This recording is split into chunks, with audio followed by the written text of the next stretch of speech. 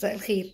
اسفه على الناس اللي اتخضت والله في الفيديو بتاع الايمن ديمس. انا كنت بهزر معاكم والله، عايزاكم تفكوا شويه كده وتضحكوا بدل الضغط النفسي والذهب والدولار، ويعني الصفحه بقت عباره عن ستريس نفسي ليا، فاهم؟ ليا قبل ليكوا والله.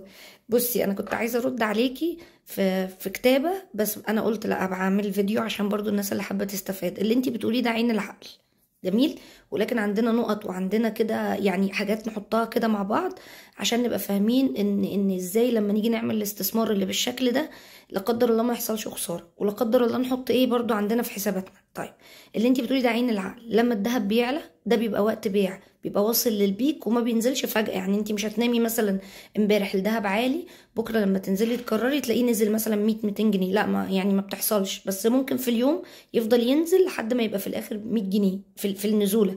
فاحنا لما بنلاقي الذهب عالي بيبقى وقت بيع فعلا.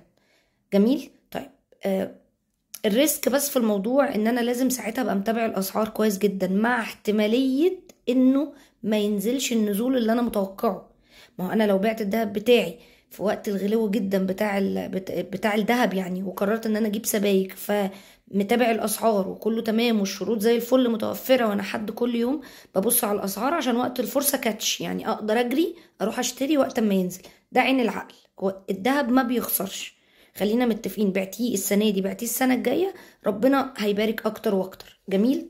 طيب، اروح بقى اشتري امتى دهب؟ لما الاقيه رخيص. طب ما هو ممكن ما يرخص، فدي بس احتمالية الريسك، يعني احتمالية ان انا تبقى انا يعني بعت الدهب اللي معايا وبقيت ماسك فلوس في ايدي. وطبعا برضو في هنا حاجة يعني جامدة جدا لازم تحطيها في حسبانك. احنا لما بيبقى معانا فلوس بنصرفها.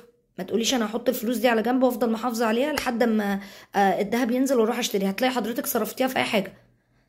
بس الفكرة انه انا مجمدها. انا ما بيبقاش لما اجي اتزنق في فلوس او ما بروحش اقول ابيع الجنيه ولا ابيع السلسلة ولا ابيع الغويشة، لا، بقعد اقول هتصرف لحد ما اجيب فلوس واجل البيع.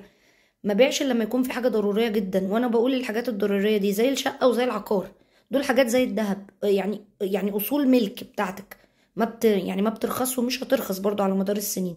فاللي انت بتقوليه ده عين العقل، بس نحط في اعتبارنا ان فجأة ممكن وانا حد مش ابديت بالاسعار او مش متابع او مش من الشغلانة، فيعلى مني الذهب ابقى انا خسرت كل حاجة، او ما بقاش متابع السعر فما اعرفش اجيب امتى واشتري امتى. لانك لما هتعملي الحركه دي لازم تبقي متابع جيد جدا جدا للذهب، واحط في اعتباري انه ممكن فجاه ينزل جدا. طب ما انا جبت بالغالي، طب قلبي، طب شعري بيبيض، طب اعمل ايه؟